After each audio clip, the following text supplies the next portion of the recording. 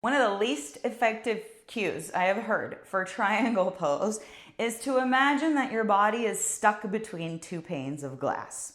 Have you ever heard that cue? Let me ask you, when has your body ever been stuck between two panes of glass? And I see where the cue is going. It wants us to lean back and open up the body to the side, but it's not something that we can relate to unless you've been stuck between two panes of glass. So I'm always interested in how can we refine our cueing and our language to help ourselves do things more effectively, understand how the body works more effectively, understand the purpose of the pose more effectively. Let's take a look at triangle pose and what this cue is really all about. In triangle pose, we want the body stacked, the torso stacked in line mostly with that front leg. And what tends to happen for a lot of people is, because this pose is tight and challenging, we have a tendency to end up leaning forward. And also because we're told, put your hand on the floor.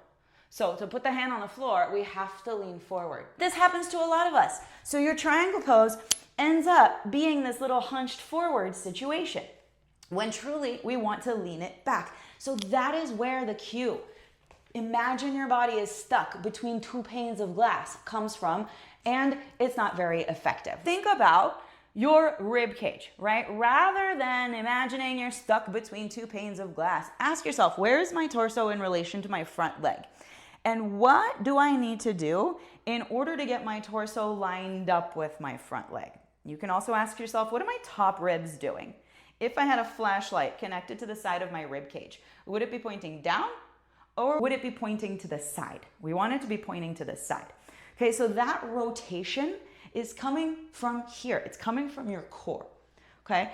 The problem with the two panes of glass cue is this hip. Many people teach triangle pose, taking this hip, cranking it open, and then leaning back. And I would love for you to try this in your body.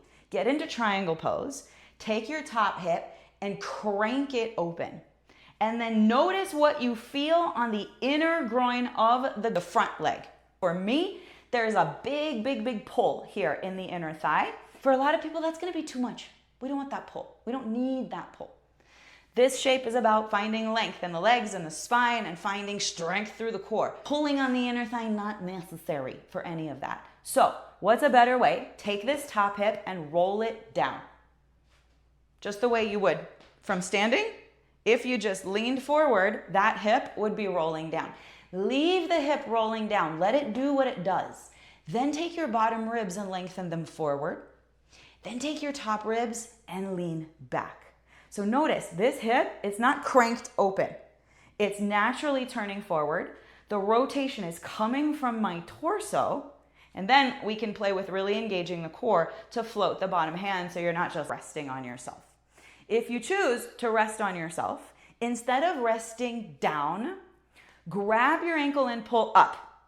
And when you do that, you'll notice your whole body fires up, your core engages, and it's the difference between using your leg to sit into your triangle pose versus pulling up and away from your leg. You're still using the leg for stability, but you're not depending on that leg for the strength of the pose. Hello, little one. We'll take it to the other side. Once again, coming into your triangle pose, think about sending your hips back a little bit. That's gonna help you lean forward. It's not even necessary. You can hinge, but allow this top hip to do its thing and let the twist come from the upper body. And then you can try rolling that top hip back and see what that feels like. But in my experience, this crushes the essence of triangle pose. It puts a ton of stretch and stress on the ligaments of the inner thigh. And we're not getting a whole lot of benefit from cranking that hip open and slamming our body in between two panes of glass. If you want to imagine your torso is between two panes of glass, go for it. But let your bottom hip or your back hip naturally roll forward. If we want to get a little bit more specific with the legs in triangle pose, one of the major places that things fall apart or we get lazy is with the front leg. If you are not a hypermobile person, I'm not very hypermobile. You see, this is my knee locked out and it doesn't look like it's going beyond this 180-degree thing. If I were hypermobile, you would see my knee sort of sinking down below the rest of my leg. And folks who are hypermobile tend to be more flexible and tend to have less access to their strength at end range of motion. End range is just the end of the joint's movement. Your knee being straight, that's end range in this direction. And if I were to bend my knee completely, that would be end range in the other direction. How do we work with this front leg so we don't lock it out? Locking it out means you're sinking into your ligaments and tendons, which is not dangerous, but over time, if you did that for 20 years, you probably will make that joint more loose. But simply, you lose your muscular engagement. The purpose of most of these asanas is to bring awareness and attention to different areas of the body.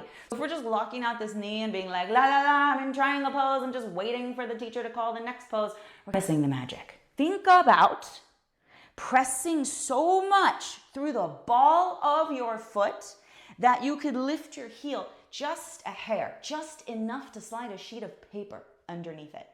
And when you do that, notice how much your quad is turned on, but more importantly, notice how much your calf is turned on.